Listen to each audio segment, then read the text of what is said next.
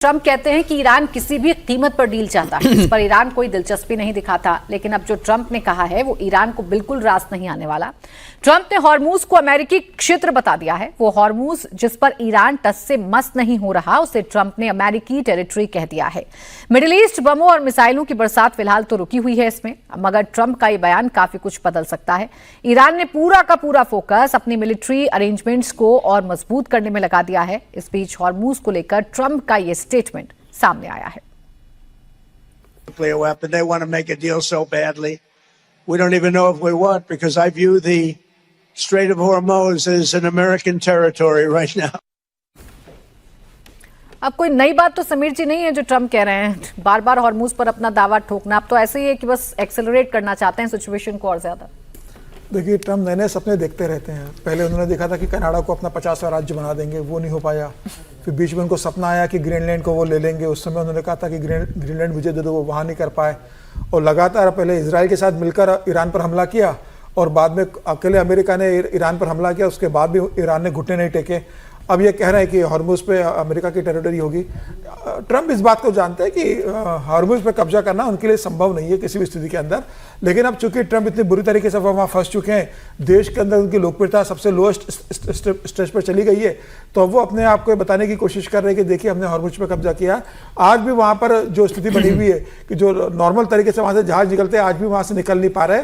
और ईरान ने बहुत स्पष्ट कर दिया है कि भाई हॉर्मूज पे किसी तरह से समझौता नहीं किया जाएगा, वहाँ से टैक्स देना पड़ेगा। और तब तक अमेरिका हमारी बातें नहीं मान करेगा, तब तक हॉर्मूज को हम नॉर्मल नहीं होने देंगे। तो अब क्या ट्रंप सिर्फ ये कह देने से कि भाई अमेरिका का हिस्सा वो बन गया है, अमेरिका उसको कंट्रोल करेगा, वो क्या सामान्य वहाँ से जहाज़ों की आवाजाही हो जाएगी? मुझे नज़र नहीं आता। फिलहाल वहाँ पर ईरान का पूरा दबदबा बना हुआ है। और ईरान के अलावा हुतियों ने जिस तरीके से बाकी पोर्ट पर जिस तरीके से कब्जा कर लिया, अभी हमारे ही 2 जहाज वहाँ बंधक बना लिए थे, वहाँ के नाविक बंधक हो गए थे। तो नई समस्या और खड़ी होती जा रही है। सिर्फ अमेरिका में बयान दे देने से सच्चाई बदल नहीं जाती है।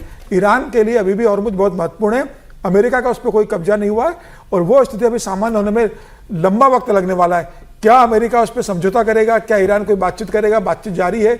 अमेरिका उनसे बातचीत करने की कोशिश भी कर रहा है।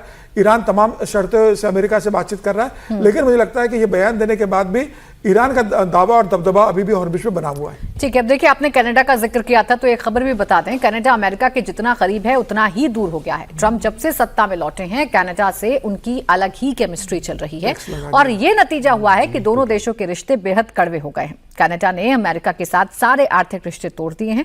वॉशिंगटन में ट्रेड डील को लेकर 3 दिन तक मीटिंग चली। कनाडा का आरोप है कि अमेरिका ने ऐन मौके पर शर्तें बदल दी, जिससे ये वार्ता फेल हो गई।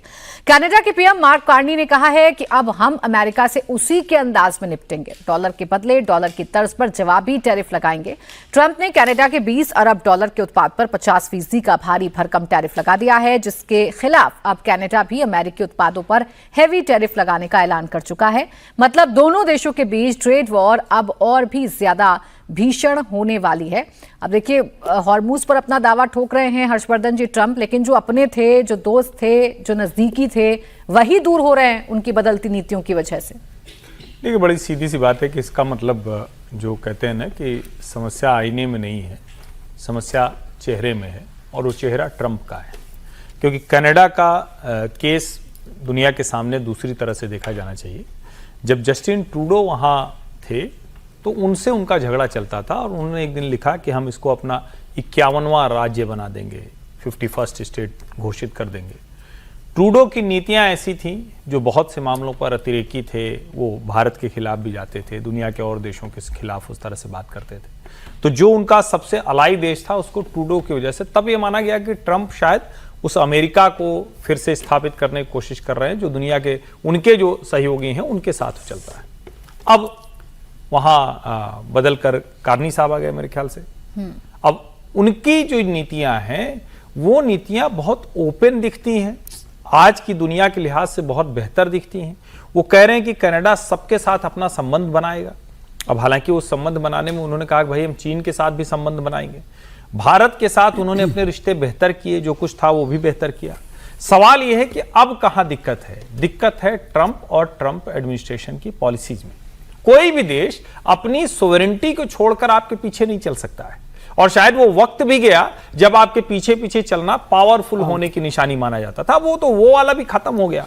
तो मुझे लगता है कि ये जो ट्रंप एडमिनिस्ट्रेशन है उसको शायद समझना पड़ेगा कि आप दुनिया के अलग अलग देशों के साथ जो रिश्ते करते हैं, और जब आप कहते हैं ना कि हम टैरिफ वॉर लगा रहे हैं, तो क्या कनाडा कुछ वैल्यू एडिशन अमेरिका के लिए नहीं कर रहा था? अगर नहीं कर रहा था तो कनाडा और अमेरिका तो ऐसे हैं कि जहां वीजा की जरूरत नहीं पड़ती, आप निकल के चले जाते हैं, आपको नागरिकता मिल जाती है एक तरह से। वहां के बहुत से लोग जो अमेरिका की नागरिकता नहीं मिलती है तो वाया कनाडा वो एंटर करते हैं। उस रिश्ते को आप यहां तक बिगाड़ कर पहुंचा रहे हैं, इसका सीधा सा मतलब है आपकी पॉलिसी में बड़ी गड़बड़ है।